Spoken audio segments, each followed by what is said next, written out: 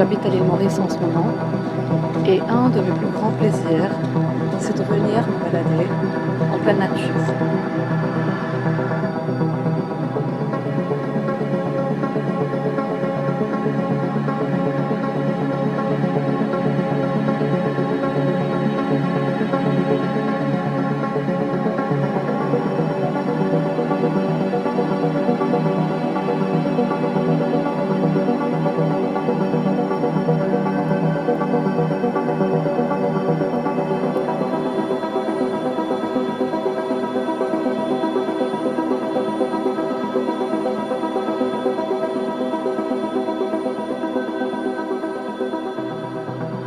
Bonjour, je m'appelle Luna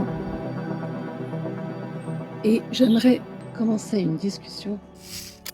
Alors, ce fut très difficile pour moi de commencer à filmer ces vidéos, mais il y avait comme une réelle envie de partager en fait mon savoir avec une communauté qui pourrait en profiter. Je viens d'avoir 40 ans, bien sûr, vous savez, pendant des années on a entendu parler de la crise des 40 ans, etc. Mais je suppose que c'est aussi un malaise qu'on pourrait sentir à n'importe quel âge. Il n'y a pas vraiment d'âge précis pour quelque chose qu'on appelle de dis-ease, quelque chose avec lequel on n'est pas vraiment très à l'aise, comme un mal-être. Vous savez, on peut compenser avec beaucoup de choses comme une prise de poids, comme une manière de ne pas vraiment se regarder ou de se jeter complètement dans le travail ou de mettre des priorités qui sont complètement hors de nous et en fait qui finissent par ne pas du tout nous ressembler et avoir une vie qu'on subit au lieu d'une vie qui nous inspire à toujours aller de l'avant. Je suppose que ce mal-être-là, d'après mon expérience et des gens qui m'entourent, je vois que ce mal-être en fait est peut-être plus commun qu'on ne le pense. Je n'aime pas vraiment attaquer le sujet en parlant des choses négatives ou bien des ressentis négatifs, mais il faut quand même comprendre que la guérison vient grâce au fait qu'il y avait quelque part quelque chose qui nous faisait sentir mal à l'aise ou mal, qu'il y avait une petite souffrance qui nous a alertés pour qu'on puisse se rendre compte qu'il y avait quelque chose qui ne fonctionnait pas très bien dans notre vie et auquel on avait envie de ramener plus d'aisance et de facilité et d'amour. Et en fait, tout le propos que j'aimerais discuter avec vous dans cette chaîne, c'est comment est-ce qu'on pourrait retrouver le bien-être après l'appréciation de la vie, l'appréciation de soi, l'amour de soi, une plus grande confiance aussi en soi et en sa capacité, et comment est-ce qu'on peut arriver à bouger notre situation de quelque chose qui semble être un endroit très étouffant et presque impossible, c'est pas possible d'échapper en fait à ce sentiment de lourdeur. On dirait que c'est une cocotte minute qui nous a complètement compressés et on est en train la compression elle est en train de vraiment nous compresser à fond et il y a de la fumée qui sort de partout. Et donc ce qui fait qu'on peut avoir des réactions conflictuelles, agressives ou même pas du tout. On peut complètement se retirer et être caché dans notre coin. Et en fait, ça nous empêche de réaliser notre plein potentiel. Personnellement, j'ai passé par beaucoup d'étapes dans ce processus et j'ai suivi beaucoup de formations. Je me suis aussi beaucoup éduquée et je trouve que l'accumulation de tout ce savoir pourrait être intéressant pour des personnes qui aimeraient elles aussi sortir de ce gouffre dans lequel elles se trouvent pour enfin pouvoir respirer la vie et pouvoir vraiment se sentir bien et à l'aise avec soi. Et c'est un processus, c'est un chemin. On ne sait pas en claquant les doigts qu'on va du jour au lendemain changer notre situation.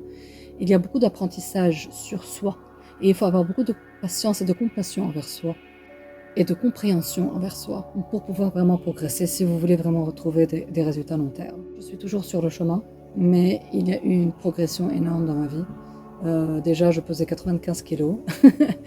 J'ai fait une transformation physique pour pouvoir aujourd'hui être bien faite, J'ai découvert beaucoup d'activités sur le chemin, euh, surtout des activités qui me ramènent à faire des randonnées en pleine nature ou des plongées, etc. Donc vraiment des activités qui me font sortir de mon cocon et pour découvrir en fait quelque chose qui est encore beaucoup plus grand que nous. Et en fait, l'observation naturelle, elle a été pivotale dans tout mon progrès. C'était quelque chose de vraiment, vraiment une révélation vraiment exceptionnelle qui a tout changé, absolument tout changé. Et moi, dans cette chaîne, le sujet central que j'aimerais aborder, c'est les bienfaits d'être dans la présence de la nature, mais non seulement ça, l'importance de l'observation naturelle et le pouvoir qu'elle peut avoir sur notre psyché, sur notre état émotionnel, sur le fait qu'elle va pouvoir en fait calmer le chaos mental, qu'elle va nous rallier encore plus à notre higher self, ou bien, si vous voulez d'autres termes, le sage en nous, enfin le côté le plus authentique, notre côté le plus authentique,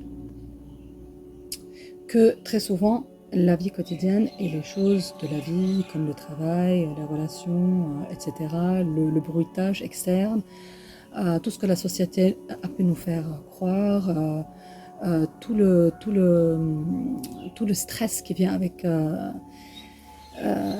votre statut, votre obligation de toujours aboutir vos projets et ramener du succès et être là à travailler, travailler, travailler, travailler sans vraiment avoir de but et sans vraiment comprendre c'est quoi vraiment l'importance du travail en fait. Pourquoi on travaille? Ce n'est pas seulement pour amener de l'argent.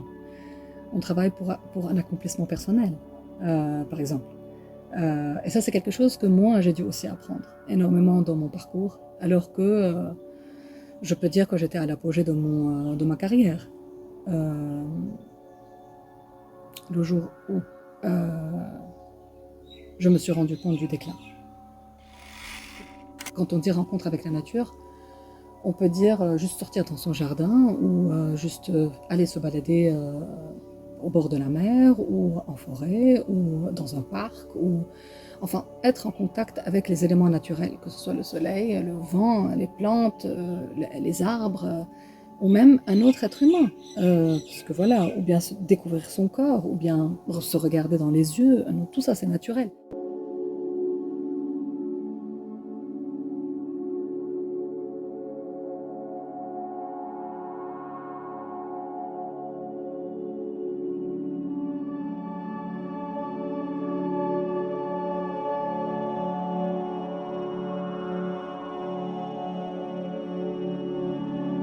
En contact avec notre côté naturel et le côté naturel de la vie et du monde qui nous entoure constamment.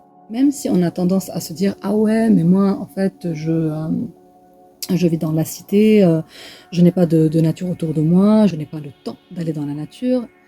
Alors à ce moment-là, je peux vous garantir que ce sont vos saboteurs internes qui sont en train de vous raconter des histoires et n'importe quoi. Parce que si vous vous posez 5 minutes et vous réfléchissez, si vous regardez juste par la fenêtre, vous allez pouvoir voir qu'il y a sûrement un endroit où vous pouvez vous poser sous un arbre, par exemple, ou sûrement une plante qui descend, par exemple, qui est mise sur, je ne sais pas, votre table de chevet, ou même la fenêtre qui est juste en face de vous. Il y aura tout le temps une opportunité de pouvoir se mettre en face de quelque chose de naturel. Même, vous pouvez vous mettre en face de votre miroir et vous regardez vous-même. Et là, vous êtes en contact avec la création. On va découvrir tout au long des vidéos et des expériences qu'on va aller rencontrer ensemble avec la nature, avec le monde naturel, qu'à chaque fois, il y a un potentiel pour apprendre quelque chose de nouveau, que ce soit sur nous, ou que ce soit sur nos modes de pensée, ou que ce soit sur nos émotions, sur ce qu'on aime. On a le potentiel aussi de se poser des questions sur c'est quelle voix exactement en nous qui essaye de nous dire des choses et qu'est-ce qu'elle essaye de nous dire à travers ça. La nature, en fait, vu qu'elle apaise notre esprit et elle arrive à focaliser notre attention sur quelque chose de plus authentique et naturel et sur la création en gros, Elle va réduire le bruitage externe de la société et de tout le chaos qui se passe dans notre vie pour enfin nous laisser le potentiel de pouvoir respirer. Cela va vous ramener des résultats vraiment dont vous vous imaginez même pas jusqu'à quel point ça va vous transformer.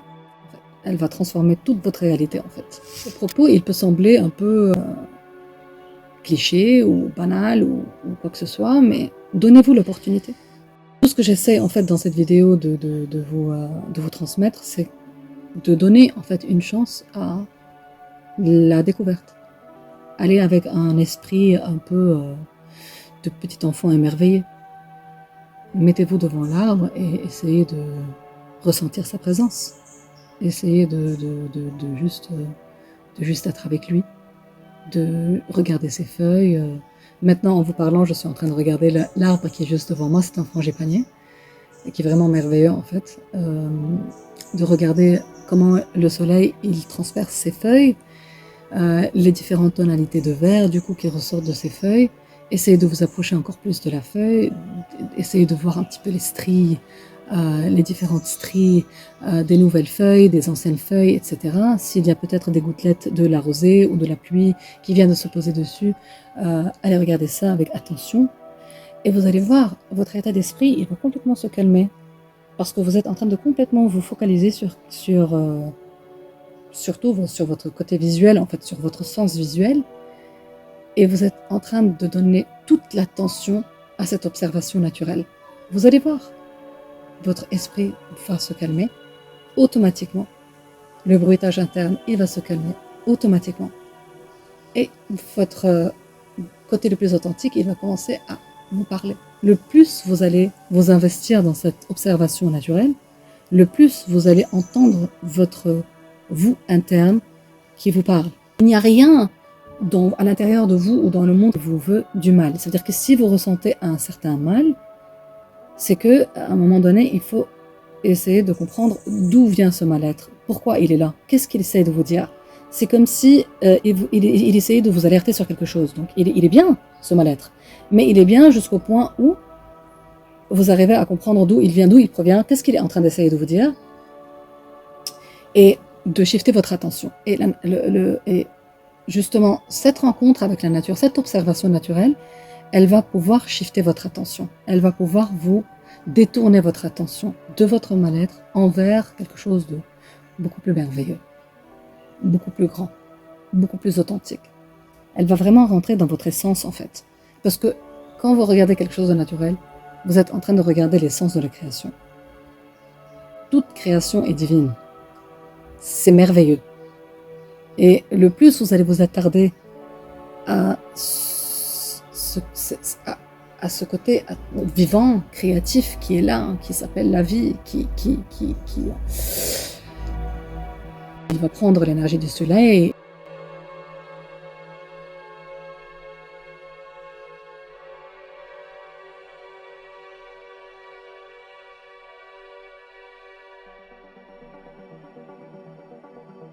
Toute la sève qui va se connecter avec la terre.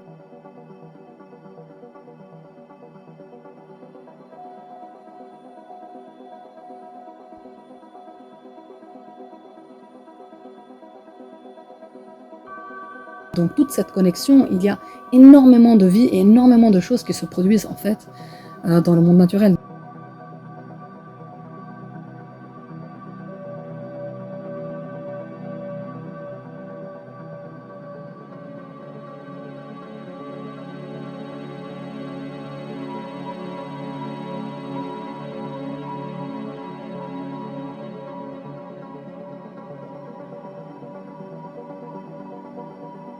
Donc quand vous allez vous investir et investir votre attention sur ça,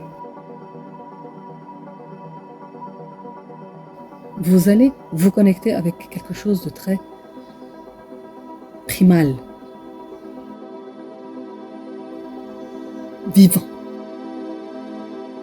chez vous, dans votre corps. Vous allez pouvoir voir l'analogie entre cette chose vivante que vous êtes en train de regarder et vous. et comment votre fonctionnement de votre corps fonctionne, comment vos émotions fonctionnent, comment vos émotions aussi fluctuent, comment votre corps est affecté par vos émotions, comment votre corps est affecté par votre esprit mental. Et c'est vraiment magnifique. Le message de cette vidéo, en gros, c'est de vous donner l'opportunité, ne serait-ce que d'essayer. Même si vous avez l'esprit très sceptique, donnez-vous quand même l'opportunité de vous mettre en contact avec la nature, ne serait-ce que 2 minutes de temps en temps, 5 minutes, un peu plus tard, une fois la journée au début, et 2-3 fois la journée, 4-5 fois, enfin le plus possible, bien après. Et voyez de vous-même. Si vous trouvez qu'il y a 1% de changement, même pas 0,01% de changement dans votre état mental, émotionnel, physique, et que vous sentez que cela pourrait vous aider, alors je vous inviterai à suivre l'aventure. Merci à tous et à toutes pour votre attention. Mettez un petit like si vous avez aimé cette vidéo. J'espère vous revoir. À bientôt.